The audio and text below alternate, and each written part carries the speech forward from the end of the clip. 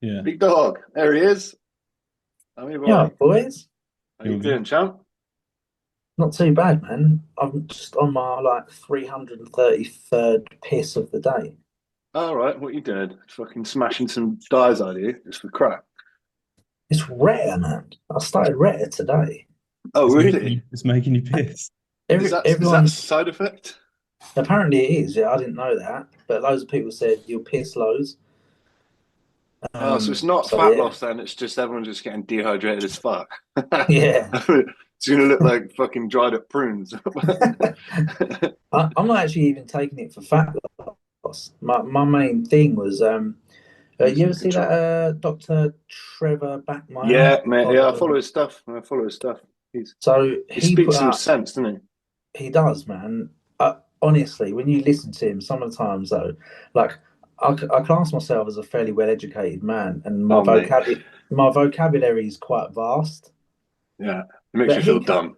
he comes out with some belters of some words, and I'm like, Yeah. you just made that word up. Yeah, it's like That's not a listening to real Joe word. Jeffrey as well, isn't it? When Joe coached me, I was like, "Say what, bro?" You just keep it simple. Yeah, Yeah, I was I think I know my shit, but like, yeah, like, speak. I yeah. feel like you He's need to speak to a layman. he used the word You illicit. Illicit. Elicit, oh deploy. fuck That's not even a illicit, big word. mate. There's But deploy the that's not even a clan. big word compared to this.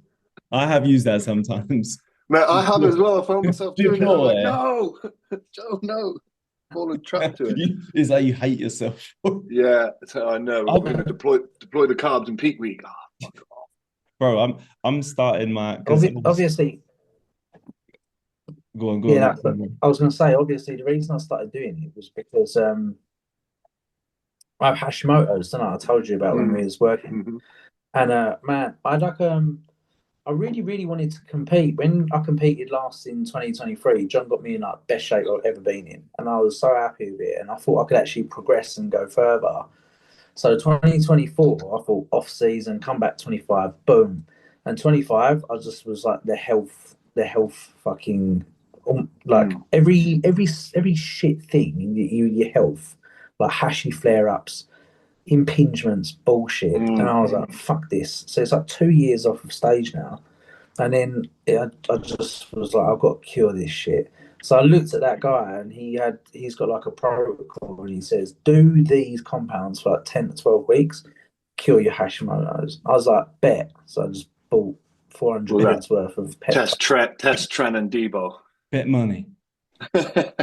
Bet, bet. What has he said to take then? Rata BM1, I assume. So it's Retta. This is, do you want to hear what I'm on? Do you want to hear what I only started it today. This is Straight in it. on the stack, yeah. It's a fucking stack. He sent Straight me in a on, picture. straight in on the stack. But have you consulted with him on Retta, this, or is it just like he's just pushed this out on a reel and you're like, yeah, I'll do he posts no. So do you know when That's a they good do idea. like that? Free what do coach. they call it? Where you do comment so and so and then it. Oh, chatbot thing, many chat So, thing. Yeah, so he had a mini chat and I he just knows what he's put yeah doing. like He knows what he's doing. hashies comment hashies or something. So I commented it and then he just DM'd it for free Oh, and it was and it actually was directly related to Hashimoto's. Oh, yeah okay, yeah fair play. That's quite um niche, isn't it? because so many people get. I would like to actually in the future, maybe talk about this a little bit more openly with some people. I feel like it could be quite interesting because I feel like a lot of people get underactive thyroid and hashy different things. And also, as well, the more that I'm learning about it, the more that it's actually not a lot of knowledge around it in our industry around Mm, Hashimoto's. Do you know what I mean? mm, And it's very, very hard sometimes like to even like you could diagnose it off of someone's TPO straight away pretty much and if they're symptomatic but people miss it anyway the stack is retrutide 1 milligram per week. I've heard that's pretty high but then we was on the posing university the other day someone said that they was on 5 milligrams per week and I was like what Fuck yeah no. yeah, I think 1 milligrams for a bodybuilding standard. That's pretty That's what I heard. Pretty fine. I think Bramblebee said Like he the did starting dose, isn't it? 0.7. Yeah. And then go Yeah. up, then go up. And then I heard, because he's an advocate as well of dosing once per week as well, and then you see people microdosing. And I saw his explanation the other day. I'm not even going to try and paraphrase because the way he said it was going to be far better. But Speaking of him, Yes, speaking of the right. devil, Sorry, boys. so it's a Somebody yes, only a just red turned up 1 as well. milligram KP. I'm normally the late KPV. one. Yeah, I'm KPV usually is pretty good. early, but KPV 400 micrograms per day for 10 weeks. BPC 157 500 micrograms a day for 10 weeks. Thymosin alpha 1 500 micrograms twice a week, Monday and Thursday. And then it says nicotine transdermal patches 7 milligrams per day. But I'm not going to do that because I literally just gave up vapes. I Like was going to 10 say. days, 10 days clear, no vapes. Joe's 3 weeks clear as well. You know, I'm proud. I'm looking. I've got an app called Oh, I yeah. Am Sober, right? Joe, So you was like a vape fiend. When Joe comes to do the posing, right? 55. Good man. 55 days. 5 days. I'm 4 days trying, but not Fuck quit. me, you're in the worst failed. bit. You're I by thought Joe far was the going to worst say bit. I'm 4 Joe- hours deep. This is the story. So 4 days ago, I was like, I'm gonna quit. Well, no, longer than that. Like a couple of weeks ago, I was like, I'm gonna quit. I didn't. And then 4 days ago, I was like, right, now I'm really gonna quit. So I threw my vape away in the morning. And then later that day, it got to about 2 o'clock, and I was like, fuck. Yeah. So I started looking around the house for empty, like dead vapes that still got a bit left. Yeah. And I found one. And then the next morning, threw that in the bin. And then I basically keep finding vapes around my gaff for the last 4 days. So I've still got ones. That's bullshit, bro. You know That's exactly bullshit. where they are as well, but There's- not finding not them. that- They're No, planted there, it- bro. Yeah, For they're tomorrow. they're I'm just in on like fucking I found drawers my and shit. 10th one. So, like a They week they and a must half just be ago, everywhere. a week and a half ago, we were I swear. live on here, and he threw his vape in a glass of water to prove he was quitting. Now, for my next trick, here is another one. Yeah. How many of you got lying around your Yeah. house? Do you want to know how I I did it? checked. How I quit? I tried so many times. This time, when I was actually successful, what I did was for the first week, I used the patches, the strong ones, 25 milligrams, just put them on top of my quad there, one every day, and then I'd use the 2 milligram chewing gums, and I'd probably have one in my mouth, apart from when I was eating the rest of the time. Yeah. Because I was doing something with my mouth, and it was like I wasn't thinking so much because my mouth was busy. If that makes sense. And then I don't sound stupid, but I just had a pen in my hand, and I was just kind of like doing this because obviously Makes you need sense. that hand to mouth thing. And then I was just like, fucking hell, I've done a day of no vaping. What the fuck? It was hard. Don't get me wrong, it was really fucking hard. But that first week, I was like, I need to just do the first week, and it helps as well having my missus Nancy here because she fucking hates it. And I kept saying I was going to do it, and then she was like, "You can't do fucking anything. You can't. You can do a bodybuilding prep, but you can't quit vaping." And I was like, "You don't get it." I was like, "You don't get it. It's really fucking hard." But the chewing gums, man, that's the way to go. Trust me. I'm weaned off them now, so I'm on. Think I'm in the clear, boys. Think I'm in the clear. It is I've used legitimately nothing, harder. I went cold. You what? I've used nothing. I've gone cold. I literally just quit. Doesn't make you a better man, all right? Do you know? I feel like you have a know good, strong reason to quit though, because it's affecting with the hashies. It doesn't affect me. I just know I should. Yeah. But like, Same with me. I want to vape, but I don't want to. Yeah. For a long period of time, though, I kept saying to myself, "Do you know what? I actually just don't want to quit. I like doing it. Yeah. So I don't want to stop." Until it got to a point when I ran up the stairs and I was like, "Oh my God, like that's not good." Do you know what I mean? I'm 35 years old. I should be able to do that quite well. I mean, it might be fat though, quite heavy, but also, it shouldn't be that bad. You're coughing up shit mid talking. I would be on call, right? And Nancy would be like, after the call, she'd be like, "You are coughing and spluttering through these calls. You sound awful." I'm like, "That's not good." So that was kind of an instigator in quitting. We're trying to sell the picture of health, and we're like, yeah, see, I know. the reason I never used anything was because this is what I enjoy about vaping so much, because I used to love smoking. I used to smoke 40 fags a day when I was in my like young 40 years. fags. Fuck. I fucking. You ever watched Friends when Chandler talks about how great smoking is? That's me. I love That's that. me. I love it, mate. I loved smoking and I love vaping, right? You kind of look a little But bit like him as well, you know. You actually do. You do look You a actually little bit like did. Chandler. Chandler Bing. Chandler Blow by Bing. I'll Chandler. take that. It's the glasses today. It is, it's a Don't classic. start that. It Don't does start say. that. Yeah. But my thing is, right, do you know that rush of there in the throat? Oh Ah, yeah. mate, that's what I love Joe's the most. reminiscing. It's No, I that just did a big one. I was like, oh, I'll it's be back that in a minute, boys. All right. You know. it's it's Oh, that for me, it was that. yeah. It was like Yeah. that feeling. And you can't get that from chewing gum, twiddling a pen or anything. So I was like, I just No. got to fucking quit. I knew it from back when Yeah. I was smoking. I used to do 40 a day. Yeah, bad. Mm, B&H fair Super play. Kings, loved them, mate. Being nature goated. So Yeah, fucking I used to love it. I Didn't wasn't they? quite a They Super just King taste hero. different. Oh, I would love a dart now as Them well. after Should we also get some darts and just fucking darts. start with After two? a pot noodle, you used to taste the bollocks a bit Uh, B&H after a chicken and mushroom pot noodle.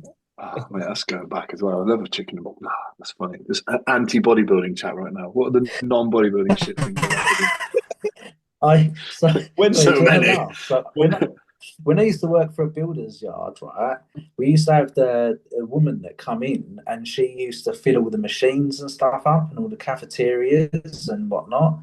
And she used to just have like a tray of chicken and mushroom pot noodles with you'd have like it was like a cardboard frame at the top that they was all just stuck under. So there was about like 20 pot noodles and they were like a pound. And she'd go, do you want them? And I'd be like, yeah, pound. Fucking Like hell, pot happy noodles for days. fucking Noodles for months, days. mate. Get Joe, them I in ate on the so much cruise. shit before I Joe, started when did you bodybuilding. start bodybuilding? How many years Um, have you been going at? I guess it's like when did I start bodybuilding to what level? I So when stopped did you first compete? 24, so as in I was 24, so that's Yeah. 2014. Did my first show and I Shit. competed every year since Have you actually? up to this year, which obviously I haven't competed this year because we're only fucking 10 days into it. Yeah. But this probably would be the first year that I don't compete as well. I think, which Okay. would be I kind of want to just compete just to keep the streak running. You know what I mean? But yeah, It's not like the long time. Undertaker. Yeah, that's it. Fucking hell. We've Yeah, long He's going to time. stop Joe's streak. How did it I really want to talk and like get into about like your whole journey because it's been fucking mad. Mm. Like I actually tried to go back and figure out how many times you went for the card and didn't get it. But I kind of lost track. How many times did you try before you finally got it? Do you know what? I've actually not worked out the exact number, but it's got to be hard to put a number on it. So let's think about it. I did my first IFBB show in 2018. So my Yeah. first pro qualifier in that year. And that was before we even had to do regionals. Yeah. I can't remember what year regionals was brought in, maybe 19 I or think it 18. was No, every not year. 18, maybe 19 or 20. It Yeah. wasn't long after that. So I remember I went to Spain and I did classic. That was my first ever. I did classic, I remember, and I fucking nearly died doing it that time. So fuck knows why I went and tried to do it again when I was fucking. I forget how old. Or, 23 maybe. What year that was? Ryan, that was the year we did posing, wasn't it? 23, I think Yeah. it was. Yeah. It was 23. Yeah, That was the I year think I it was 20. competed. I think it was 23 because because I did the classic show and no, I did a bodybuilding show and then 2 weeks later did the classic show. Okay, now that was interesting. But yeah, and I've probably done numerous shows each year. So from 2018 to 2025, 7, quick math, Yeah. probably, some one year I did like 5, one year I do 2. So probably over 12, no, more than that. Fucking crazy. So, yeah, something like that. Do you know what I mean? Definitely a lot of fucking money. I know that. Crazy, man. Like Yeah. it's kind of what I wanted to get you on because I feel like you are the epitome of fucking resilience, man. I feel like you're just like quietly in the storms, like doing what Mm, a lot of people aren't willing to do, which is like mm, it's it's fucking hard to go at it for that long. Was there I've any? never seen anyone so chilling all the way through prep, no matter how many shows you've done as well. Yeah. Yeah, You I don't appreciate give, that. your The demeanor only changes. You the don't only fuck. I think the only time I really struggled genuinely was when I did that 2 week hectic Oh, cut from bodybuilding to classic. That was the I, only time. I was there, bro. I saw it at 2023. I was with a client, Yeah. and I saw you walk in. Oh yeah, Uh, the weigh-ins. yeah, Yeah, I saw you fucking walk to hell. the weigh-ins, and I was like, Yeah, Jesus. I was. I think A this few looks like people were that. like actually worried. Ian Constable. Like, normally he's kind of like, to me, he's like, "Hey, you bought your bikini, Joe." Do you know what I mean? Taking the piss. Yeah. He was like, kind of half pulled me aside. He's like, "Are you all right? Like, are you okay? Do we need to call someone?" I was like, "Good," but I was actually like, "Good," but you know what I mean. But yeah, that Maybe, I was don't know. literally that was like whenever a client, do you know what I mean? A client can never say to me, "Oh, this is hard." I'm like, "Man up, your pussy." What tell us what actually happened, run through it. Because I have heard it, but on your YouTube, I remember, but Yeah, it is an so interesting story. I competed in with Spain in the big Mr. Big Man show. I came, I think, fourth over there, and it was just really kind of, it was a weird place for me to come because I was used to winning or coming, being there or thereabouts. It was a really good lineup. Heck beat me in that show. Big Johnny was in that, and then some other big Spanish dude. Um, and I was quite tired by that point, which usually my body's quite fresh and good. And anyway, we decided to be like, fuck it. It was almost like a bit of a desperation attempt, if I'm completely honest with you. It was like at that point, I just wanted to get the card so much. I didn't care which way. I could have stuck some fucking board shorts on if someone said I'd have got into it. I'm joking. I would never have done that. But just because they wouldn't have fit. But for real, so we decided, that's when Jimmy was coaching me, and we're like, well, if we go and do supers at the show in 2 weeks, which was the True Athlete one, same guy's going to be there. Like, I've already been beat by them. I'm not going to be able to make the improvements I need to beat them in 2 weeks going up. So we can come down, but I had to lose. It was like 24 pounds or something, and I was obviously already in stage condition. Shredded. Obviously, like when you're a super, you can always take a bit more off because you're kind of trying to fill out a little bit more. At least for my physique, I was because I was always had no problem getting lean. It was kind of filling out, so we kind of pushed the fullness a little bit more. So I knew I could take a few pounds off just by not pushing a peak so much. But yeah, we did 2 hours of cardio a day on the Stairmaster. So I'd walk you through a day. So it would be like I'd get up, I'd go and do quite a few steps. In fact, no, what I'd do is I'd walk to the sauna. So I'd walk to the sauna, get quite a few steps in. We're talking like 6K steps. Walk to the sauna, do That's half a an hour in the lot. sauna. That's a lot Yeah, for do me. half an hour in the sauna, get out of there, then go and do an hour on the Stairmaster, get off the Stairmaster, do 30 minutes of abs. Then I'd go home. By the way, that's all no food, no fluid, no water either. So because I was preparing myself for the weigh-in day, where I knew if I had to, well, obviously I was doing the saunas and shit. I didn't want to wake up and be used to. I wanted to be used to being fucked, if that makes sense. Because on the day, my body would have been more kind of used to what I had to go through. So I did that, and then also I was eating about 1,200 calories across the day, literally basically pro fats. In a meal's just fucking a little splodge of almond butter and a whey paste. You're like, that's a meal. We've all been there if you've done a fat load or something, but Yes. doing that like 12, not a fat load correlative to your normal calories, just like slash it in Yeah. half and just that.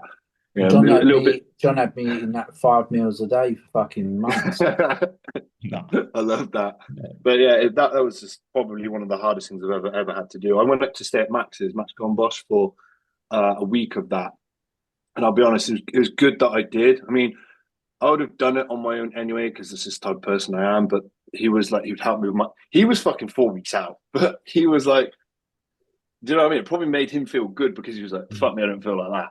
Yeah. And he would help me with my meals and like take me to the gym when I need to go to the gym. Literally, I'd get home from I'd already done like fucking 2.5 hours of just stuff, all that Yeah. stuff I mentioned there. Get home and be like, I could barely fucking work and speak to my clients and shit. I would do what I needed to do to get by, but fair play, everyone was like amazing, you know, because they Yeah. could see kind of follow the journey and stuff. But Yeah. yeah, it was a nuts time. We obviously had to pull like drugs and stuff down, Yeah.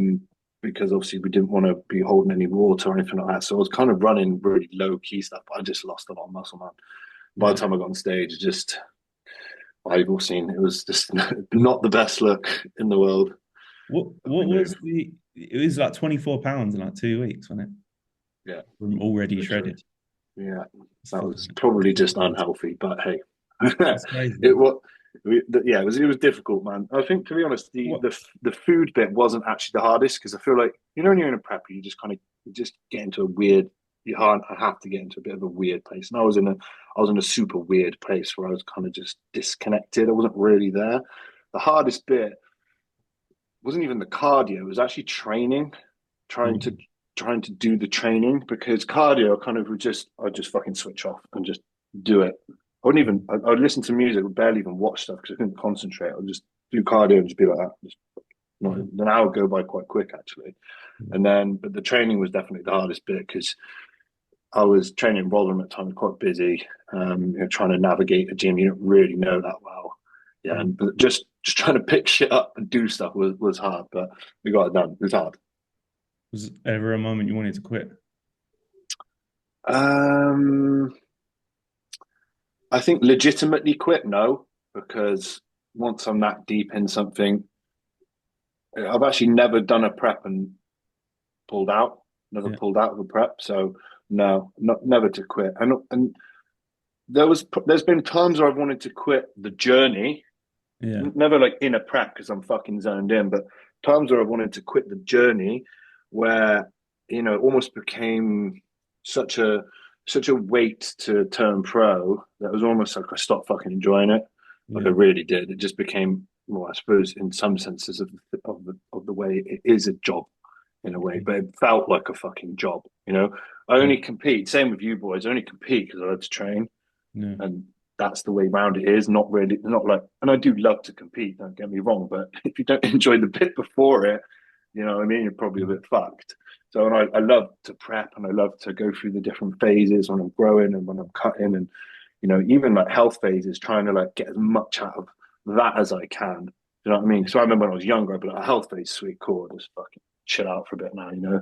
Whereas as I've gone through my journey and matured, it's like, well, actually, and the more you can get out of a health phase, the better position you're going to be in. Because in a health phase, you know, you're not taking stuff, you can go back further if you fuck about than if you're, you know, not on cycle, or if you are on cycle. So I was like, I always tried to like maintain my lifts and stuff like that when I'm in a health phase. Maybe not quite so much right now because I'm 9 months deep at the moment, which is I'm not quite as strong right now, but still trying. Still the effort and the intensity is there. I think effort is probably the main thing. Yeah, for sure. What do you I think? actually like the way you train, to be fair, because when I come down to pose with you, and we had that little training session and that. I was fucked then as well, bear in mind. He was fucked. I got really good video though, bro. I was literally digging through them the other day, and I was like, "Fuck, Joe looks peeled, mate." Which one was that? Was that the bicep curl one? But you're doing the bicep curls in the mirror. I know the one. I remember posting it with a transformational quote on it, and like, oh, you bastard. You know when you're in the prep zone though, and you're like, yeah, I'm pretty cool, bro. But it was nice to train with you, because actually I like the fact that you'll just go and you train. You don't stop. You're like, go now, and then that's it. No talking, no fucking about. Get the training done.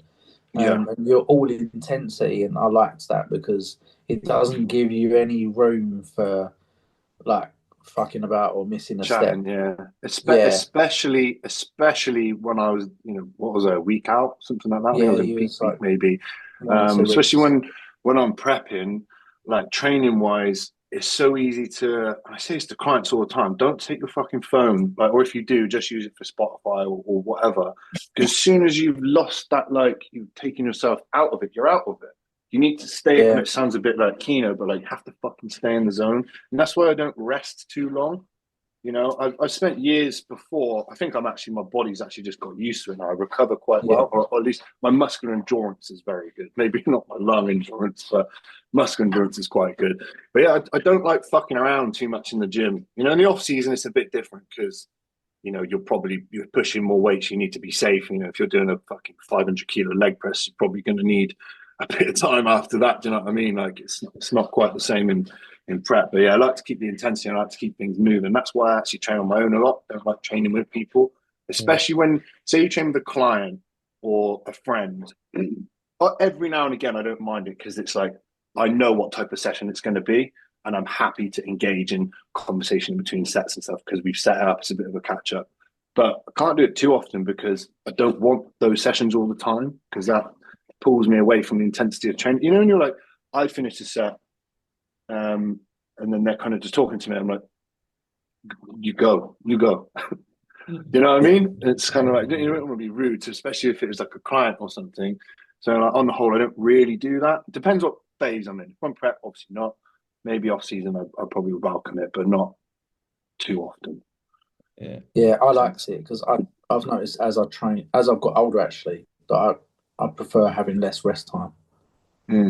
But like our session was good as well though, because you understood the assignment. Do you know what I mean? We just did it. It was kind of more of a I nod, you go. Yeah, I think we did the session and then went for coffee. Do you know what I mean? Then we had the chat. But being with like training like balls to the wall with John for so many years through preps and then getting him up to pro cards and then past that and then pro shows and that, and it's the same with us, you know. Yeah, we're like, you know, it's the unwritten rule, isn't it? You just crack on. I think the thing is though, with people like us, that's just how it would be. Like when I was training with my bro, like we wouldn't even fucking talk. We'd have headphones on, like, you know, it's just nod. You just grunt at each other, and that's kind of it. So you get to the end, and then you have a drink together, like a shake or whatever, and you chill in the bar or whatever, you know, the gym bar, not the fucking bar around the corner. Go for a pint, a swift pint after training. But yeah, you boys all know the crack. But it's like obviously if you're training with like I said, like a client, it's not going to be that session because they've come to see you. So it's almost is a bit of a kind of PT and helping you and stuff like that. But sometimes I've kind of made it in the way, and I'll actually say that before. I'm like, look, this is how I train. I'm not going to talk that much. I'm going to push you through it the way I would push a training partner. So that's what I can go. And then I was like, we'll chat after. We'll have a bit of a chat, but it's hard, isn't it? If you've got someone to come to train with you to put headphones on, then I'm like, oh, do I look a bit of a cunt? You know. You have to find your zone though. Like, especially when you're going after something you've been going at for so long. Like some people don't realize how serious you take this shit, you know, and you don't want to. It's like sunken cost fallacy. You've already put so much time into it. You don't want all the time into it. I nearly said that a minute ago, actually, when you said how was a sunk cost fallacy is kind of like that sums it up, man. It's like I put fucking, you know, that at the point before I got it, over 10 years of competitive bodybuilding into the pursuit of this one goal. Yeah, granted, the first few years I didn't even know what fucking IFBB Pro card was at the start, or at least I didn't think I was going to fucking get one. But as you kind of transition and mutate, shall we say, through the classes, it gets to like, oh fuck, actually maybe I could do that. I remember I did my first, it was 2018. I did the classic show. So 2019 was my first bodybuilding show. I only went to bodybuilding because I was like, well, I'm not fucking doing that again, trying to make that weight. That was shit. Did you go for your pro card in open first though? Or it was you did. Yeah. Well, apart from that first show in 2018, but that show I wasn't going for my pro card. I was just going to do the show, and it was the Spain Amateur Olympia. It was 27 guys, Class D Classic, and your boy came third. I was like, for what? I remember being backstage. I was like, you know, I'm Class D. I'm just over 6 foot. So I'm like 6'1.5". Yeah. And you know, obviously you Class D, and then you've got some guys who are like fucking up here who are weighing like. My client was like 6'6". Yeah, man. You beat him, but he's a fucking. Who's that? Dan O'Mahony. He's like 6'6". He's backstage and everything. Was he in there? Yeah, that was the same What show, show? 2023. Oh, fucking yeah, mate, that's Or crazy. Yeah. have you spoke about a Oh different yeah, show? Sorry. I remember the 2020, no, the 2023 one. Yeah, I'm talking about back in 2018 Oh, because I was sorry, only, sorry, sorry. bro, I was just under 100 kilos. So I was 99 point something. Yeah, yeah, Yeah. yeah. I actually think I weighed in a little bit over. I was like 100.3. I think it was poor night at the time. He was like, standing on tiptoes. He was like, standing on tiptoes. I was like, and you know what I mean? He was like, yeah, just go. It was 0.3, so he was like, oh, fucking whatever. And I was all, he could see as well. I was literally like this. And I remember, so the next year I did the British Grand Prix open bodybuilding, well, super heavyweight bodybuilding, and I won it, and I actually won the overall. I was like, sick. And that was the show. Who was it? Yeah, where Luke Sando came on stage, and him and Nathan Yeah, had their beef. Yeah, that was Nathan won it, fucking funny. and I remember. So I was at that show, and I was like, "Yeah, I'm the boy. I won the fucking thing." So I went to Portugal. Yeah, a month later. Oh my god, fucking smoked, absolutely fucking smoked. Do you know Florian Poisson? He's been doing a lot more of the open shows this year. He did that show, and actually Patrick was coaching him at the time. Bro, I saw him backstage, and I was like, right, cool, okay. Do you know what I mean? I was like, right, welcome to proper bodybuilding. And yeah, I think I came like, you know, in the supers, it's not massive lineups. I think it was like 7 or 8 of us. I came like fifth or something. And I was like, well, okay. I fucking enjoyed the experience, you know, going traveling again. And obviously I did the Spain year before I did Portugal that year. And I was like, I fucking enjoyed this because I was going to get a little holiday out of this. And, you know, I'm not in and out. I'm like, I'll stay there for a few days after, enjoy some food, feed back up again. But yeah, just, I love, those years were like the fucking golden years because I had no expectation. You know, 2019, 2020. It wasn't until 2021, I think I won my first pro qualifier. That was when Joe was coaching me actually. Won my first one with Joe, I think. Yeah, because I didn't win one with Patrick. I don't think I came second. I was in Spain. I went back to Spain. There was 9 of us in the super heavyweights. Me and Rob Cannon, if you remember Rob Cannon. Yeah, man. It was an amateur Olympia, and basically they took us all. Me and Rob in the middle. They took us all off, and then in amateur shows they don't do this. They brought me and Rob back on. You know, like that's not a thing in amateur shows. Once you're off, then you're done. I don't really care. Well, I do care, but it's not a pro show. They brought us back on. I was like, oh, okay, let's go. Went through the poses, whatever, did it again. Anyway, spoke to Bill Sibilia after, and he was like, I came second, by the way. But Bill Sibilia was like, we actually had you in first before you went off. And then he came back on, and you flattened off, and you came second. I was like, what the fuck? Oh, I was like, I'd rather you not told me that, if I'm honest, because it was amateur Olympia, wasn't it? So top 3 got pro cards then. So that was 2021. That was just another show where it could have happened there. And then that was probably one of my better years. Actually, won Finland, won Norway. Yeah, I could go on many shows. He's a good judge, Bill Sibilia. Yeah. I watched it back and I was like, fair. I rarely ever disagree with his decision making. I think he's really top tier. We actually done a sit down with him about what he likes to see with posing and what he doesn't, because obviously he's he's quite respected in the industry, isn't he? With like in regards to like where he is on the status of judges. So yeah, it's quite interesting to see what his take is on a lot of the posing. Did any of you? I don't know if any of you boys watched the actual live stream for Pittsburgh, but I did. I did, bro. Yeah. How did it feel being on that stage, standing next to Nick and all that? When was it Fuad turned around and said, he's got probably some of the best posing on stage. Yeah, man. I was like, come on. Yes, he has. Yes, he has. That's you boys over the years fucking making me into some kind of like, look like I know what I'm doing. But yeah, that was like, fuck. That was probably the best bodybuilding competitive experience I've ever had because I had no expectation, none whatsoever. And so to come in the top 10 when I was like, to be honest, I don't even care if I come last. Like I do, but I don't. If I did, I wouldn't be bothered. You know, so to get top 10 there, and I was like, you know, the lineup was fucking nuts. I was just, You know the athlete, the pro athlete meet, yeah. Obviously, you know. And that night, the Friday before the show, I was kind of just like, I was a bit fanboy, if I'm honest. I was kind of like, oh, mate, can I get a picture? Oh, mate, can I get a picture? Yeah, I was stood fucking next to That's cool, Derek, yeah. like That's fucking cool. pre-Mr. Olympia, you know, all the Martin, all the fucking big boys, big Crizzo. And they're all so sound. You know, it's funny because mine are obviously Ballinger and Bonac. So I stood right next to Bonac in the queue when we were just backstage ready to go out. And he was so nice. He was just helping me with all sorts of shit. He was like, oh, you know, slow down with your pump up. And he was like, you're sweating a little bit, just take it a little bit easy. And then I was like, oh, I'm feeling a bit sweaty. And I was like, what's the tape for? He has the tape. And then, you know, he's telling me all about that, where to get it from, all this stuff. And he's like, I've got this. He was helping me fucking loads. And I was like, what a legend. You know what I mean? He's like, he's obviously like, yeah, you're no competition to me. I'll give you a hand, kid. Do you know what I mean?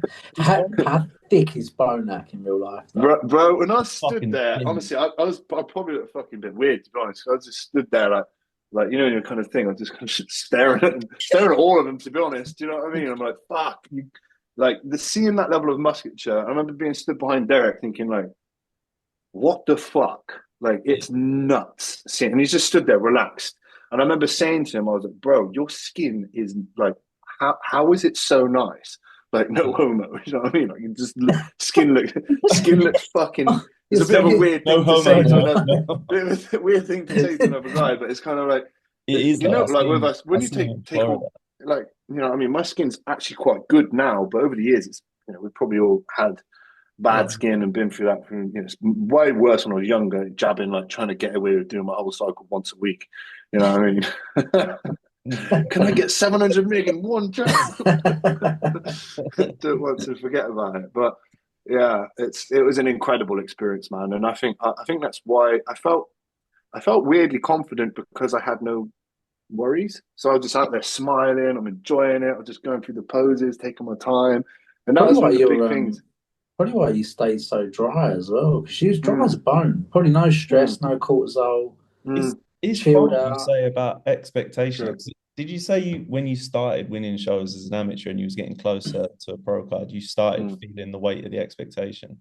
Oh, without a And doubt. then Like and then 20, when you 20. turned pro, it kind of went Yeah, away. but bro, like I remember my missus said to me when we left the Maidenhead Arena, she said to me in the car, she's like, how do you feel? And I was like, I feel free. Yeah. Was like my main emotion, just like Yeah. a fucking weight lifted off of me. And it was like that, I don't know, it's hard to explain because it's almost like I always knew I had the ability to do it, right? But that doesn't mean that I'm gonna do it. It doesn't mean that I deserve to do it. And that was the thing people always used to say to me, "Oh, you deserve it." I'm like, I don't deserve shit because I haven't fucking got it. I was like, the day I get it is the day I deserve it, you You know, think it because I was, want. would you think it was discipline, motivation, ego, pride that kept you going? Or was it literally just that point of you put so Well, much bro, time in? I think a combination of all of that. Also, like, I'm not. I think yeah, when you put so much effort, time, money, sacrifice, like when it becomes, I said this before, when it kind of becomes your identity, and that sounds bad to say because we shouldn't say bodybuilding is your identity, but it is a fucking large part of my identity. It's a large Yeah. part of my life. It's what I talk about. It's what my friends all do. So I'm not embarrassed to say that bodybuilding is a large percentage of my identity. Yeah. Yeah, I like doing dog walks on the weekend and this and that and the other, but I don't do a lot fucking else. Yeah. So Yeah. yeah, it's a big part of my fucking Yeah. identity. So to say that, it's kind of like I don't want to walk away from something that I've put. I would feel like a fucking failure. And I'm not saying anybody who works towards something and doesn't get it is a failure, because, and I said this before, like, you know, you get the lessons along the way, but I'm glad to learn so long as they get the fucking win at the end of it, you know. Yeah. And it sounds, I'm a really competitive person. I'll be honest, I've calmed down over the years with that competitiveness, of wanting to, you know, win everything, you know, win like family games and shit, you know, Christmas, you know. Yeah. It's, Although I was still reigning supreme this year, I'll tell you that. Come on. Yeah, maybe I'm still really competitive, but yeah, it's hard. It's hard to put that into a sentence. I just couldn't fucking let it go. I couldn't let it go. I actually had said to myself the year before I wasn't going to do it again, and then I did. And I was like, okay, this is the last. I said this is the last year because me and the missus are talking about having kids and stuff like that. I'm like, well, I need to at some point stop. Like, when is that? I'm like, okay, if I don't do it this year, I'll have a break and then we'll see. You know. And then I'm like, in my head, I'm like, I have a break and done. Yeah. You know what I mean? And I'm like, ah, fuck. So it happened. It worked. The peak that we had for the Ben Weeder this year, where I turned pro, just could not have been any better. So yeah, I woke up that morning and I was like, fuck you know. I was like, if there's only going to be a day, I was like, today's the day. It has to be. I was like, you know, like as a bodybuilder, you don't often go, fuck me, I look sick. You're normally like, oh no, shit, I don't like that. I look small here. You don't know how it is. So if you look at yourself and you go, I look sick on the morning of the show, I'm like, all right. You know what the funniest thing is? The best I ever looked was 2019. I thought I looked like I would tell myself verbally I look sick because that's how I was, but I thought I looked like shit. I thought I looked stringy and didn't really like how I looked. The best I ever felt that I looked was 20.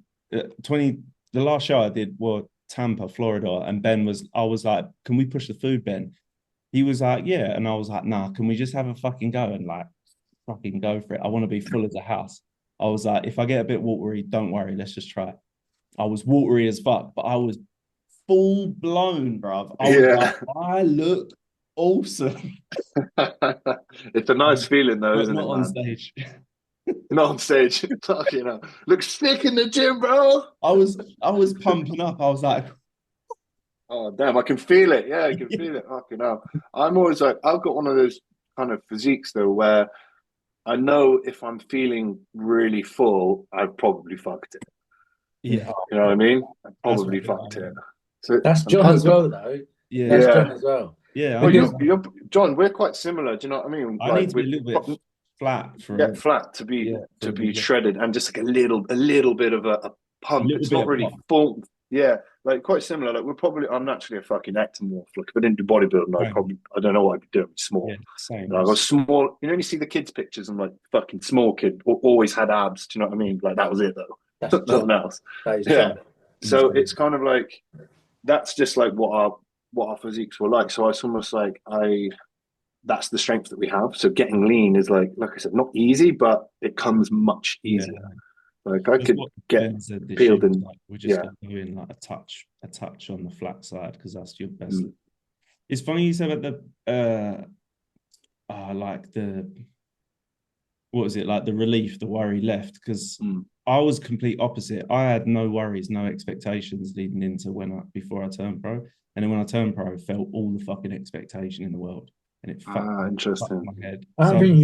It was funny. I think you felt the expectation after you felt the loss. That's what it was. Yeah, well, I never really going into pro shows. You're pretty confident. Yeah, no, different. Not what I say out loud. Everybody knows it's like what you say and perceive sometimes is a persona to what's actually going on in your head. When I was going for the pro card and like doing amateur shows, I was kind of like nervous anticipation for the shows because I really wanted it. But in my head, I was like, I'm gonna fuck everyone. I'm fucking awesome. Like I'm chill, and I didn't actually really care. But then when I turned pro, then I flip-flop. I was the complete opposite. I was like, fuck. That's interesting. What do you think the biggest difference between your thought processes about bodybuilding were going from amateur to pro, about like the competition and the people you stood on stage with? Honestly, I haven't actually managed to figure it out. All I've managed to figure out is that was the problem. And the last, I'm trying to think. I say last year. It's not last year now, is it? It's 2024 when I competed. I figured my head out, and I was like completely chill. The expectation was gone, and things were rolling well, which is why I was excited for 2025 because I was like, I got my momentum back. I'm feeling like me again. But I don't know what it was, man. It just fucked me. When I turned pro, I felt the weight of the world on my shoulders. I think probably because I got it fucking first time. I was like, oh, fuck, it's already happened. Do you think it was because you was hot shit when you was an amateur and everyone thought you was going to go all the fucking way? Too much. So then when you actually got the pro card, people expected you to be like top 5 Olympian, not just a good pro. Yeah, they don't allow you for the come up in the pro leagues. They're like, well, we expect you to be here. You're not allowed to have that especially bit at in the between. time in 2019 with John, because he was like, you could feel it was like he's going to be the boy. He's going to be the top 5, top 10, right in the Olympia.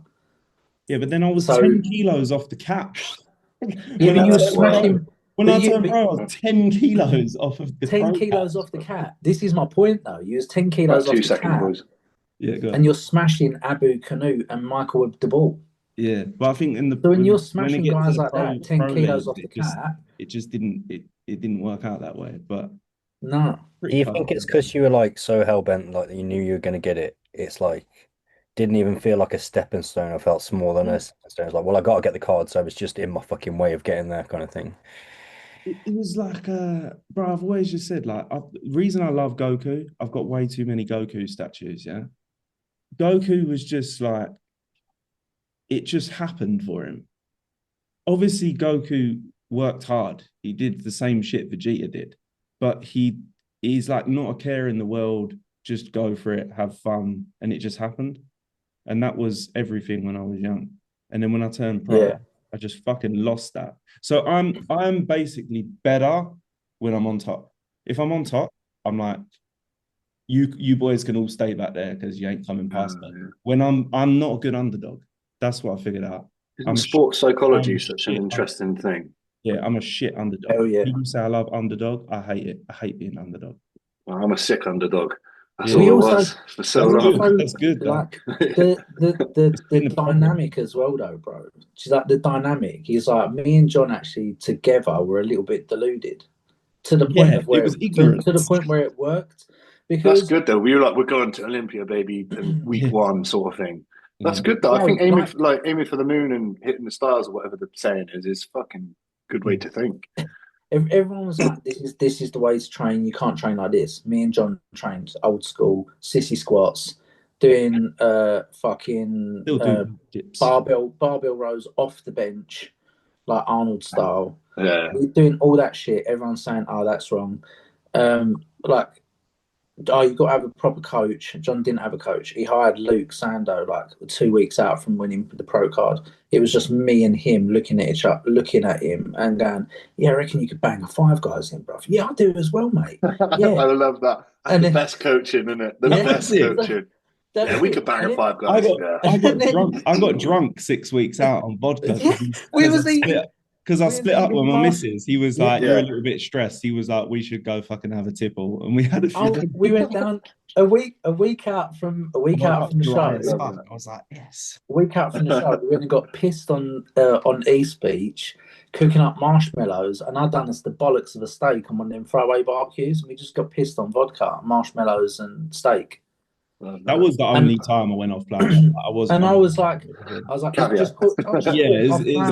it's not like I just didn't give a fuck. It was just one. Sometimes stuff like that done at the right time is a good. Like you say, the stress is the worst thing. If that alcohol helped you bring your stress down, you woke up dry as fuck. You're like, win. Yeah. But we did it though, only because we're training so fucking hard, like eyes bleeding, probably overtraining. Like overtraining for sure. Probably almost genuine. For sure. Yeah. But we enjoy training like that. And then when we're standing backstage, he's got Michael the Ball and Abu Canute standing in front of him. And he looks at me like this, 10 kilos underweight cap, and just goes, "Bruv, they're all massive, mate." And I went, "They're all fucking fat, bruv. Don't worry about it. You're peeled. You're going to smash them, mate." We were that deludedly confident with it. We didn't give a fuck. We were literally thought, "Nah, they're all shit." and then when he won it, I wasn't even surprised. That's fucking sick. That's what it's got to be about. Where's your head at now going forward? Are you, because obviously, like you said about having kids and things like that, what are you? So I'm currently, what are we in now? January. Since May, when I did the show, I've been off gear. Wow. Oh, no. Our version of off 300 meg test, that's off, isn't it? Basically. 300 meg of test doesn't even count. It's not even touching the fucking sides.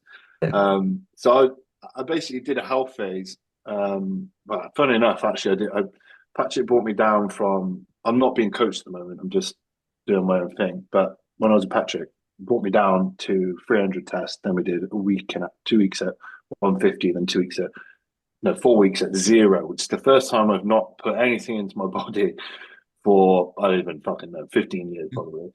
And mate, I was so bad. I was honestly, yeah, like on the 4th week, I was watching, I don't know, I'd be watching TV, fucking advert about Save the Donkeys would come on, and I'll be crying. Honestly, Save the Donkeys, like, sign me up. £1,100 a month for different direct debits going out, save the dog, save the whales. Fucking nightmare. But no, for real. After that, I did my bloods. Bloods were all good. I started my cycle. I was on off-season cycle. I was only on for about a month, and then, well, what happened was me and Nats we were going to try for a baby, and then she was pregnant. And I was like, how the fuck has that happened? I've been on fucking prep, like smashing stuff. Anyway, she got pregnant. And this is actually, we've had 2 miscarriages in the past. Yeah. And then unfortunately, she got pregnant the 3rd time. And I was like, fucking sick, happy days. Because not from obviously I'm super happy about the pregnant thing, but obviously I also was like, cool, I can get to bodybuild as well, like double win. Yeah. So I started my off-season cycle, and then I only got a month into that, and then unfortunately had another miscarriage. So I was like, oh, fuck.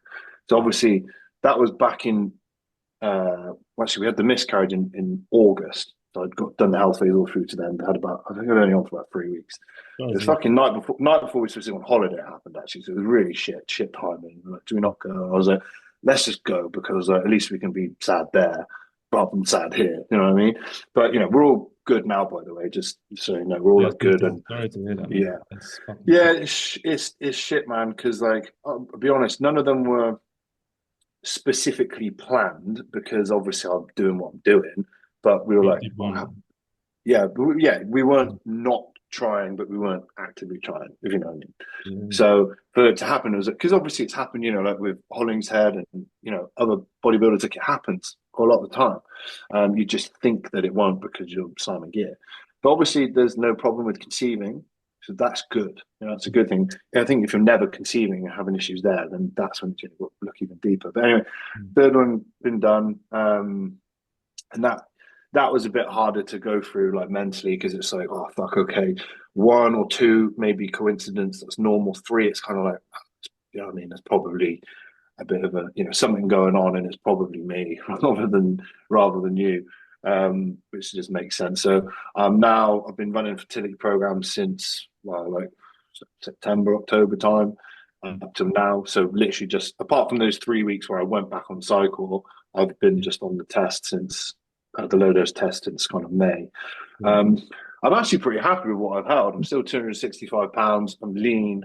So like, I'm pretty fucking strong, all things considered. Like I went like that for a while, and it took a while, and then it was like, normally you go like that, right?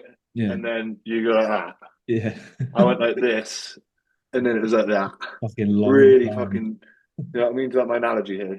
You can keep that. It's like it took me so fucking long to start to feel like I was progressing again. I was kind of just like fucking banging my head into a brick wall in the gym, like I'm doing the same thing, and really finding it hard every week to maintain these lifts. And I had to play around a lot with volume, because before I could do what I wanted when I wanted. You know how it is when you're on cycle, you kind of just get away with anything really.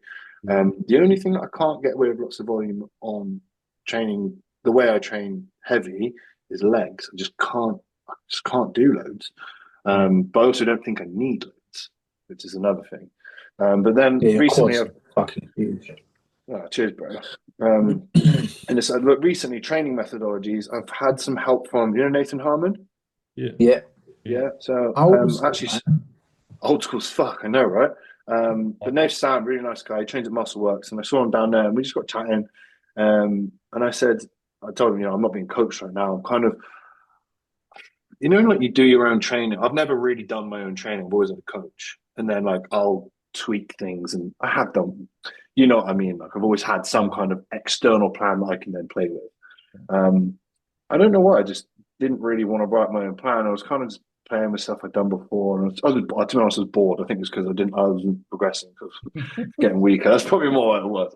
And I was like, yeah, that's what it was. I think I just wanted something different. So Nathan helped me out with. He does really high volume training. And I was like, I just needed a fucking change. And I've never done that. And also, like, I was in this period where it doesn't really matter that much. I mean, obviously, I know I said earlier about pushing hard in the health phases. I was like, I felt like I needed something to get my teeth into. So make like, you know, like FST7s, supersets. Bro, we're talking like 45, 50 sets a session. Yeah. Like, I remember I counted a chest and delt session, 56 sets it was. I'm like, yeah, it's a lot. fuck. Sounds some like of my old shit. Yeah, mate. What was that? A lag on it. We'd love that. We'd have loved something like that. Yeah. It was it was sick. I tell you what, really, really, really hard. Really hard.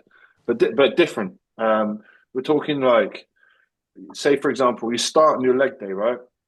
Seated ham, leg extension, 7 sets of 10 to 12 superset and 30 seconds rest. So do the seated ham, get straight onto the leg extension, fail between 10 and 12, 30 seconds rest, repeat that 7 times. So by the time we finish that, I'm like, you foul on the first set.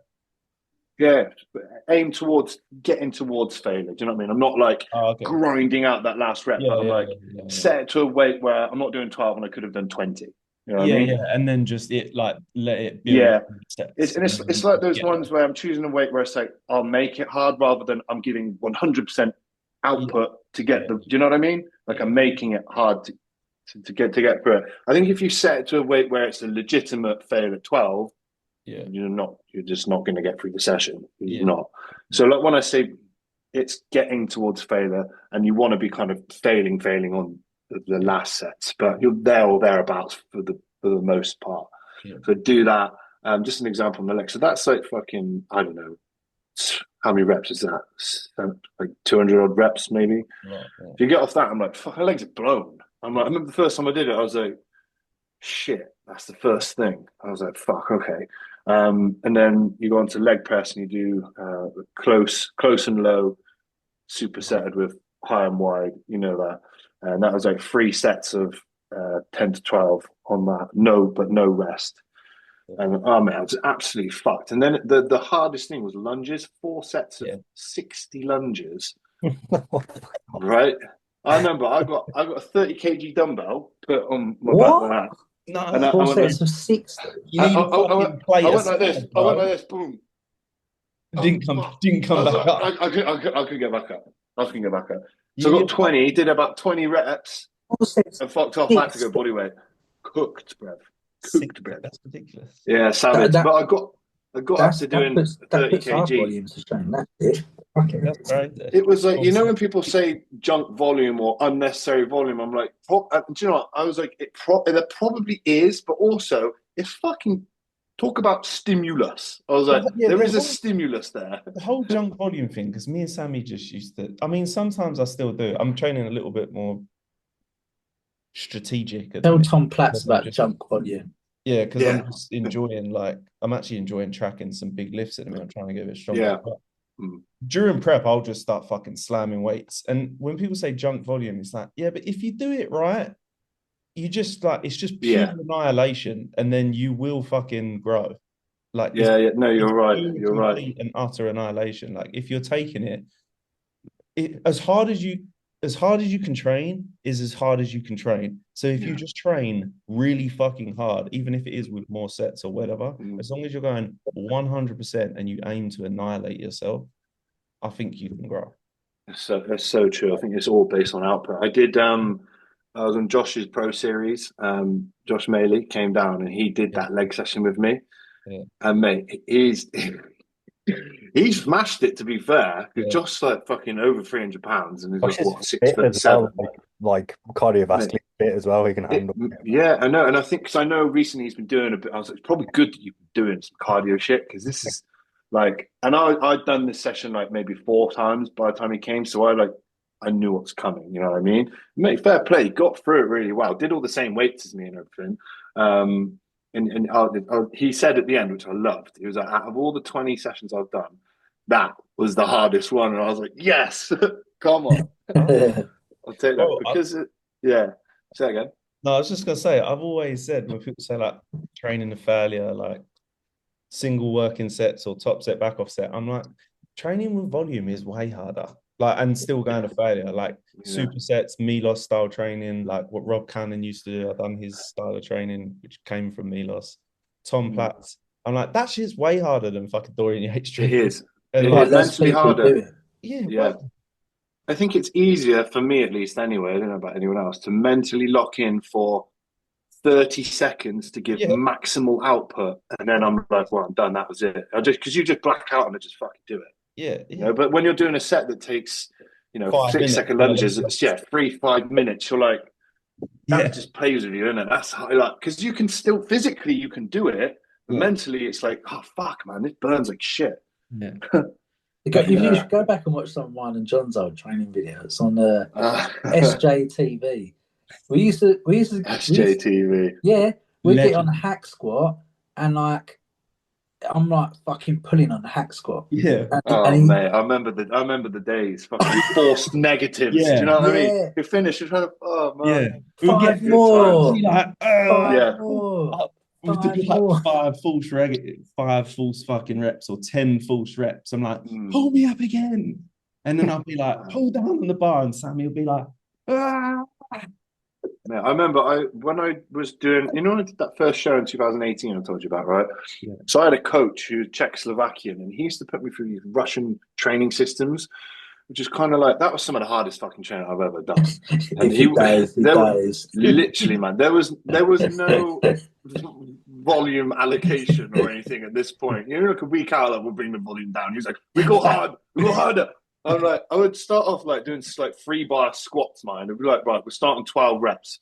We start on like two plates or 3. I can't remember the weights, but it got silly. Maybe it was 12 reps, and he was like, right, rack. So you do 12 reps, then another plate, 10 reps, rack, another plate, 8 reps, and I'd go until you do 2 reps, and he's only adding bits on each time. So he would add 20s on, and then basically the point where I'm literally like fucking barely doing it. He's behind me doing half the rep himself. And he's like, now we go back down. And I'm like, I'm not even doing anything here. I've got nothing left. Do you know what I mean?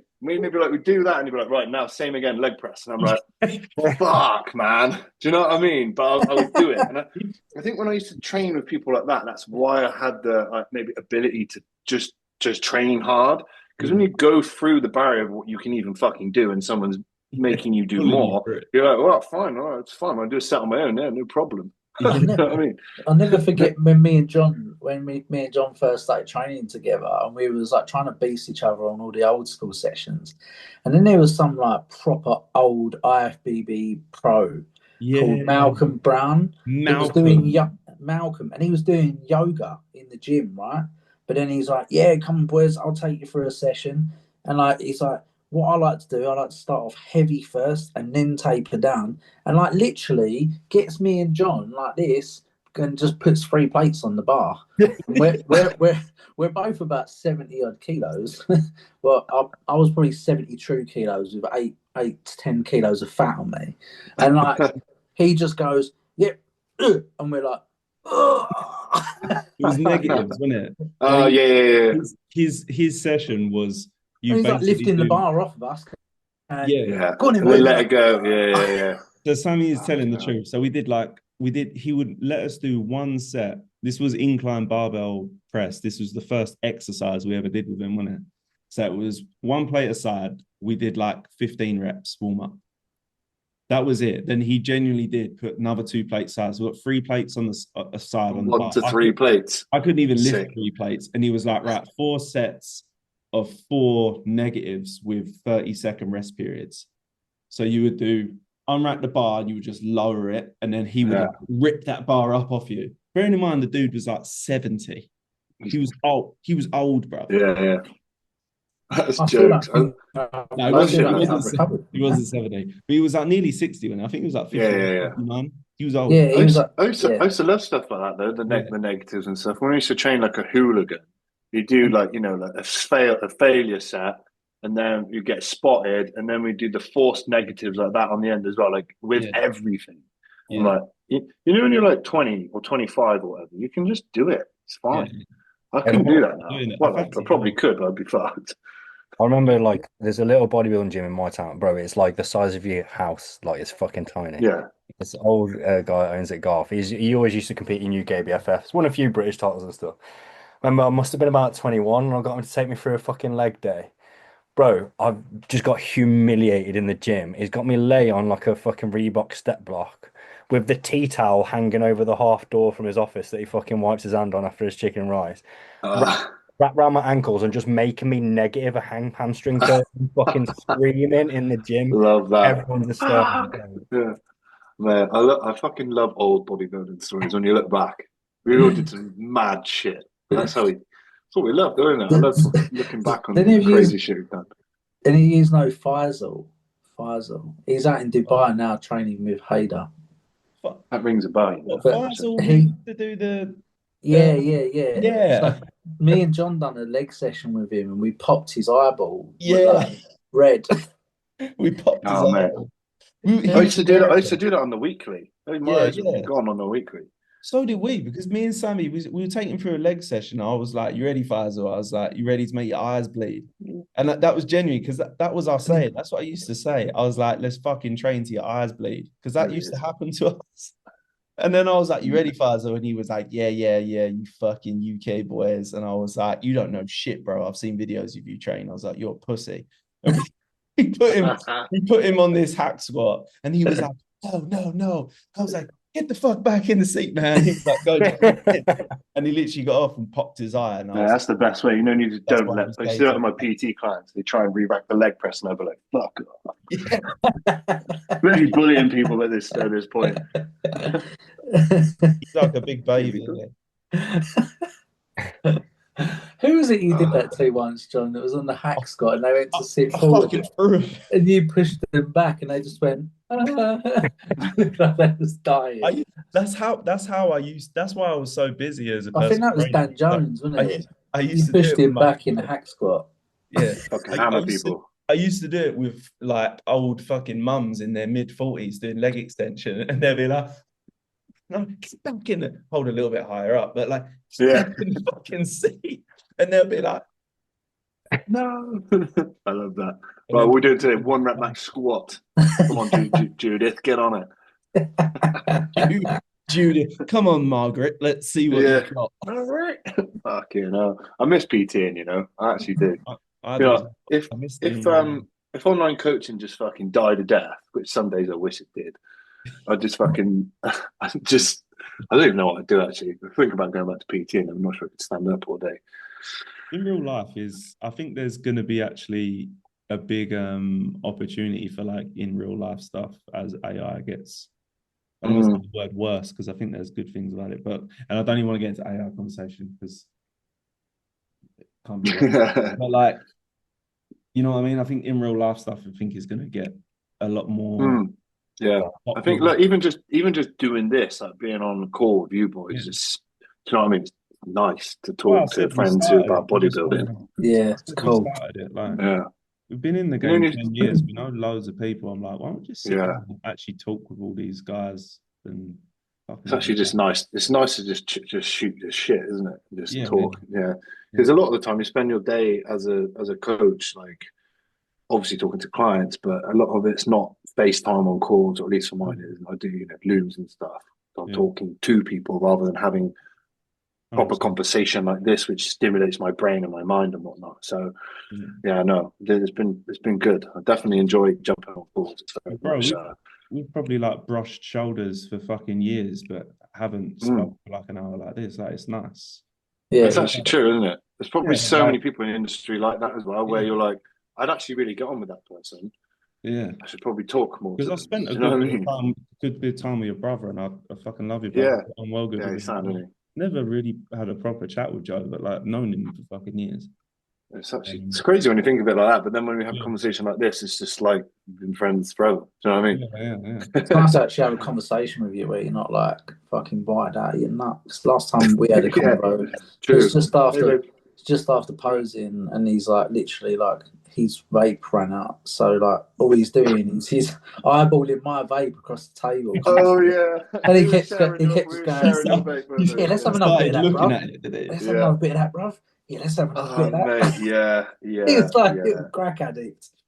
Yeah, fucking hell. I remember I went and bought that exact one you had as well, like straight away after. It was a good one, wasn't That was a banger. Yeah. it? Cherry ice or something, I can't remember.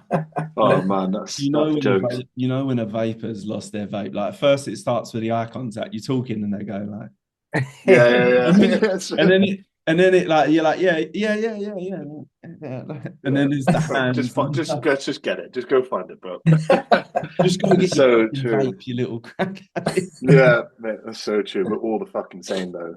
All the same. I'm glad I've kicked it, to be fair. It was Same. fucking hard, but I'm glad I kicked it. For Fuck, sure. 10 kicking it. days. I'm kicking it. Yeah, you haven't Right. yet, John. You're I still see in the you mix, mate. chugging on it, bruv. You are? See you chugging on. Are you Like, prepping or something, bruv? Because you look like one sucked the fuck up mofo. who, me? Yeah, your face is like, are you on prep? No, not yet. We've got Just woke up like this, bro. Dean's kept me pretty lean, to be fair. But yeah, I'm like a kilo up from last week as well. Oh, yeah, Are you you look good Yeah, again you last week. Dean as well? yeah, You're yeah. Dean. Oh, sick. That's cool. How's you finding it? Ryan. Fucking man. Louis always banging on about him. Really good, really good. I knew how good he was anyway because I knew him for years. But like, Yeah, of not course, of until you're course. like coached by someone and every week you like he says something obscure and you're like, fuck me. Yeah, Yeah, he's really good. yeah. He's very clever as well, isn't he? And then, but I think he's got a good eye for like actual. There's clever, and then there's He's a putting it in with he's bodybuilder as well. bodybuilding. Not Yeah, just he makes like he'll, yeah, yeah. not just a nerd. No, it's like the perfect balance of yeah, I'm fucking bro, and I know everything to make it a bit more efficient. Yeah, yeah, yeah. That's interesting. Because funny, because obviously, Sammy, you've got Hashimoto's. I know Lou's talking to me about, he hasn't got that, but Yeah, I was telling think Sam. like how his blood work's kind of like shown things that are edging towards that way, and how Dean helped him kind of go through different things to help with that. And I was like, I mean, not many coaches would pick up on that, to be No, Yeah, honest. because essentially Hashimoto's and Graves' disease look the exact same on blood markers. It it just depends on what your symptom is as to what you've got. So you've got to Interesting. basically look at bloods and then go through the symptomatic um as to see like what you've got. Do you know what I mean? Because obviously Graves, everyone knows where like, your eyes are fucking like bulging out your head, like you stay super lean, you can't put any weight on and shit like that. That used to be me in the Raven scene, bro. I see that. Have you seen that meme going around where it's like when this tune comes on, it's like an old club banger, and it's like and the eye contact, and then it goes, and it's like some girl, and then it goes the eye contact, and the guy takes his shades off, and he's like gurney nut. Oh, fuck, I haven't seen that one. I thought you were going to say the John. I thought you were going to say the John Hamm one. Then when he was like, Oh No, yeah, I did that. "Did you do one? Did you?" no. I hadn't seen it. Fucking hell. I was like, by the time I saw it, I was like, I'm too late to the party now. I'd be sad if I did it now. John did a good. John did a good one, to be fair, but he I did. he I did did. like lip bite, and it was kind of a bit gay. I He's did. like I did a lip bite. I was like, I'm gonna go all in. I was like, oh, that's jokes. Yeah, if you someone got to was do it, like, didn't go, need to go do the all lip in. bite, bro. where is I it? love that. Is it this twisting when your client hits a twist and double? Was it that one? Yeah. Yeah. Oh, is it? Someone commented.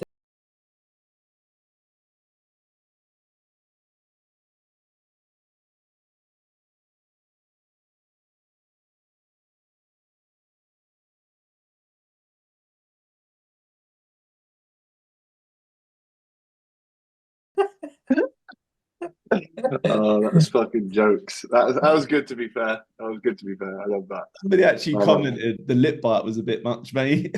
How was it? In fairness, Big John Hamm is doing a bit of a lip bite. So, you what's your plans then, John? Prague. I'm Yeah. Oh, nice. 268 days out. What date? 268 days. Nice. October 10th. Well, it looks like a mint show, to be fair. Yeah, I know Sammy's disappointed that I'm not going for shows this Saturday at Olympia. I am as well, to be honest. I wanted it, but last year, 2025, of everything that, and I'm not going to go into it, load of bullshit happened, mold, health, gut fucked, whatever. I was off cycle for like completely zero for like 5 months and TRT at like 150 proper for like 4 months. So I was like 9 months, actually, what you're on now. Yeah. Yeah, I was like 9 months fucking cold. And then back end of Back the to the year. mortal life.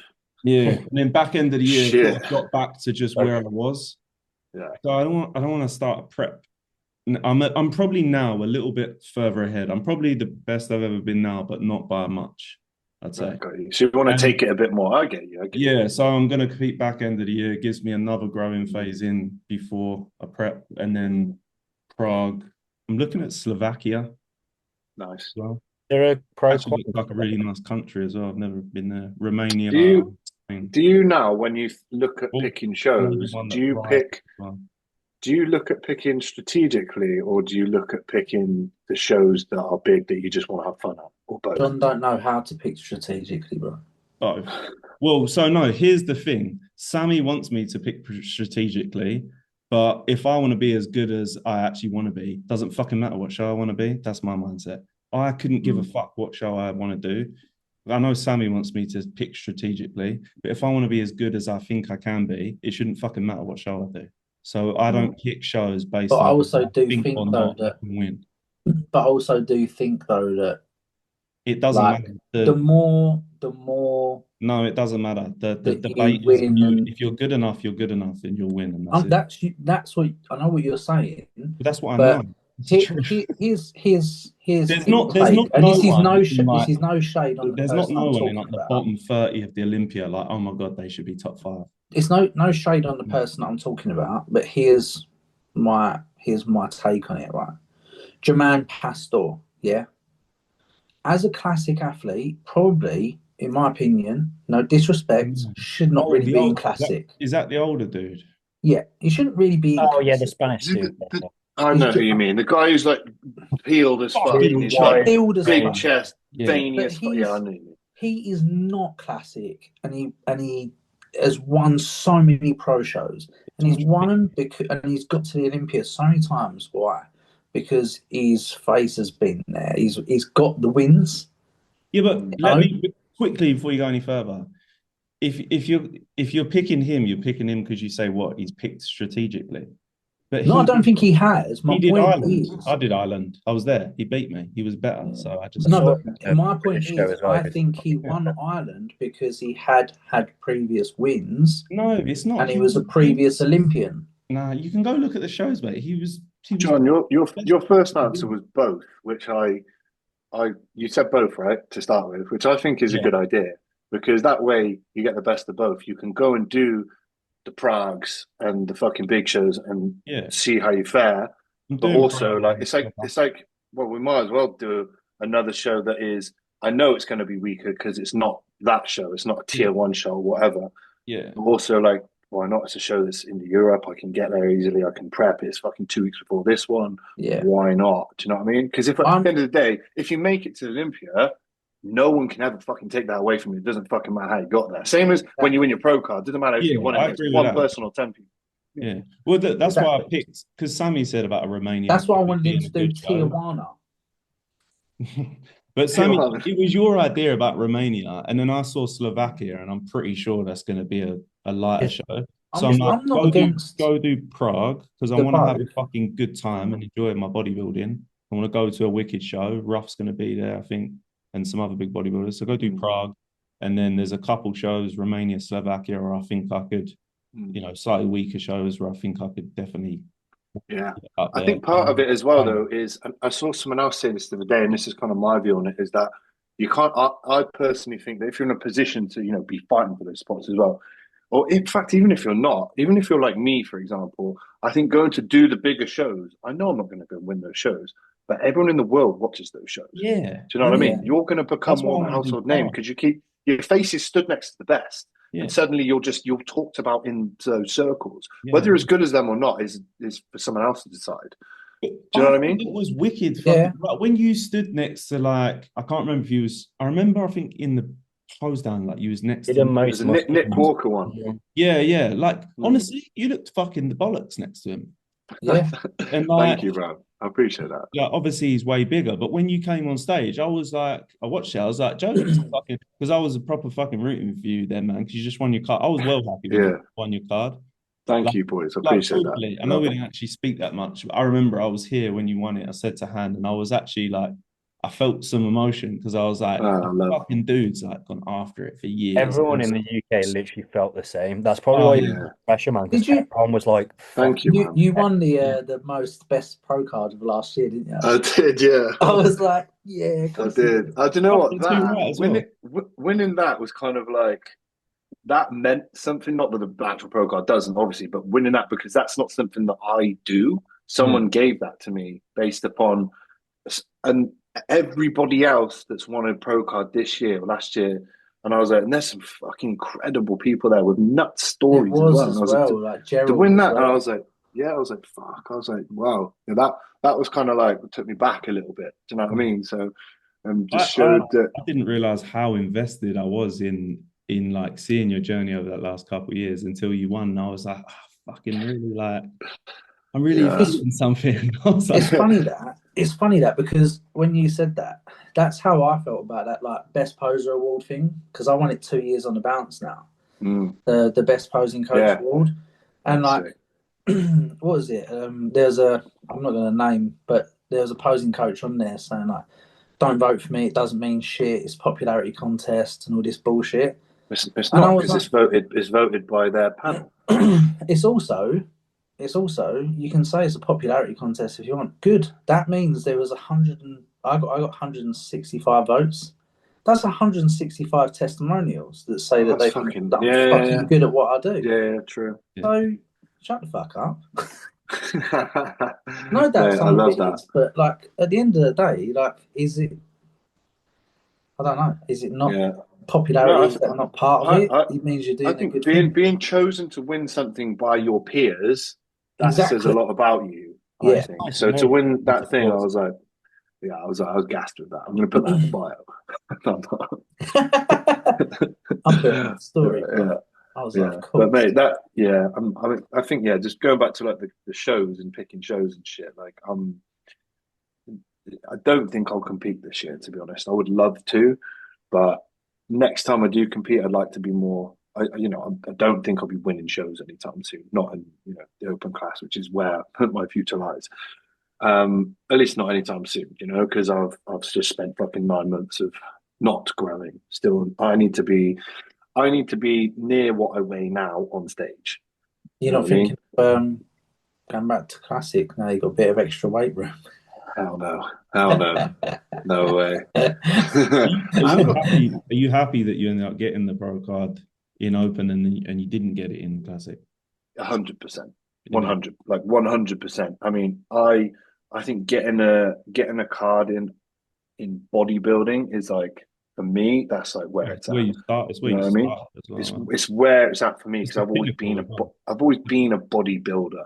Never been a classic guy. I tried. It's actually harder as well, isn't it? I would say in today's landscape, being an open pro is getting an open pro card in today's landscape is harder than being a classic pro. It's just harder. You got to have more muscle. Yeah, no, there's way less open pro cards handed out than there is classics. Every pro qual is strong. Like, even if it's not busy, there's 3 or 4 super heavies that are really fucking good. Whereas classic, I think there's that many. Like, you can find a pro qual that's a bit weaker, and not everybody in the overall is very good. If you look at all the pro quals that I've done, and you choose all the guys that went pro, probably most of them have done very well. Like, I've followed all their journeys because I've competed with them, and they're all placing well at pro shows. Do you know what I mean? So they've all been amazing guys that came before me. And it's just a fucking cool place to be now, because I'm in that kind of, for the first time in my bodybuilding career, I've taken a step back. Well, mainly just taking less drugs, let's be honest. That's the only real thing that I'm doing. I'm still eating. My eating's a bit more chill, to be fair. I'm not like as militant, but I'm still getting the meals in and whatnot, still training hard, just less drugs. So once again, I can't tell you when I can go, because we're right now running a fertility program. It's kind of until we put one out. Do you know what I mean? Yeah, just roll with it. Yeah, so it's like, I'm going to do a test towards the end of Jan, so probably a couple of weeks actually, see where things are at, and then we can officially, hopefully, start actually trying, and then go through the motions there. But then even then, like you say, once I then go back on cycle, it's not like I'm going to go into a fucking prep, because I need to grow. You know, and I say luckily, I don't feel like I've lost anything. Like I said, I actually thought I'd lose a lot more. Yeah. To be still 265 now, lean, I'm like, the heaviest I've ever been in my life is 286. And that's like peak food, peak gear, everything. So I'm 20 pound off of that. And I could be pushing everything way harder, everything. Food, I could double my food now. Do Yeah. you know what I mean? Yeah. I'm just in that nice, and it's nice. And I think when I do go back on, I think my body's going to be crazy responsive. Yeah, I was gonna say you'll look a lot fresher as well, probably. Yeah. So who knows? I might fucking blow up in 2, 3 months, and then I could do, prep in 8 weeks and crack on. But we'll see. We'll see. It would be nice to compete this year, but I mean, I'm okay with not competing and could wait until 2027. Don't know what shows I'd do though. Straight in, apply for the Arnold. Yeah, all right then. Yes, bro.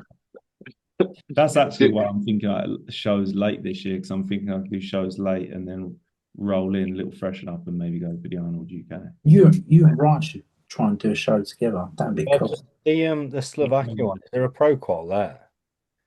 I'll check after the call. I can have a look. If there is, What I'll do one that. would you do? At the minute, I've got to do Tim's show. This 26th of September is the last regional, and then Denmark's the first pro qual on my calendar. It's like in Denmark. November. Is Denmark got a pro show? No, it ain't. I'll have a look. Pro show, no, pro qualifier, I thought you said. I We're was gonna just about to try and ask see you, if Ryan, there's what a show your that has a pro qualifier and pro show, so we can both do it. That'd be cool. Yeah, I'm Which going to one's do that? Denmark, mate, because then like Denmark, then there's like Germany, How Poland. about just week after after. you turn pro, then get on the stage with me? That'd be Bro, nice. it's like easier said than done, you know, man. Like, But have that, roll in. It's really easy, bro. It's really absolute easy. have that Go, absolute just looking up, like when he says it, just turn pro, mate. Fucking go and get it done. Just do it, bro. Just do it. Don't worry about it. It's I mine. must admit, I do look at your physique, and I wonder how you ain't a pro yet. Because there's some fucking classic boys that don't have your shape, your structure. You're quite dense. You always come in peeled. You Very pose really nice. I just weren't big enough the last time around, man. You don't think? It looks You sitting looked massive at PCA. It's PCA that like when I look back on the season, that was my favorite look. Yeah, You were talking about when you wake up and you hardly ever feel it. Be like, oh fuck, you like, was full. explode. You was fucking dry. You Yeah. was like the shape was there. Your waist was tight. You had one of the nicest asses I've ever seen on stage on a man. You see his bum. He's done his bum. He's a little shot he put on Instagram where he's walking Video. up. No, And he little just- booty shot. Yeah, he had a lovely little booty shot on there. Ryan, how far are you off your cut? Or are Fucking, you? my cap is I think 194 pounds. 88 kilo. Yeah, 88 kg, and I'm 91.8 today. So Okay. months. Fine then. If I get to about 100, because the plan is over the next 10 weeks, it won't be 10 kilos of tissue, but get to 100 kilo. I'm pretty fucking tight at the minute. Like, Yeah. and I wouldn't do it, but if you're like, you got to do a show in 8 weeks. I know I could make the show in 8 weeks. Yeah. So if we can get to 100, that's like 220. I always have 35 to come off or so in a prep easily. So I think we'll be round about there then. I'll be happy. How long do you prep for? To be fair, bro, the longer the better. Like when we Yeah. prep with Joe, it's like 22 weeks, I The think. longer the better. Fucking hell, man. I'd get Like bored 50 if weeks, I prep bro. that long. Yeah, but I just grow through prep because I think like Fair. it's Do you when you say go through prep, I definitely get it. is that because you do your cycles in a way where you before the prep you maybe come down and then you up it on? Because mine just stays high on. I think it's like Yeah. not that I ever get fat because I can't really get fat, man. Like Yeah, I I'm can eat saying. McDonald's for one meal every day and not get much further than what I am. Yeah. But there's just something, when everything's clicking, some cardio's in, like constant expenditure, your digestion's on point, your insulin's Like the sensitive. extra intent. There's like every 2/3 of prep. Mm. It just starts to snowball and look better and better. I'll look at photos of when I decided to start prep and I'm like, who the fuck told me to do a show? Like, what am I doing? Yeah.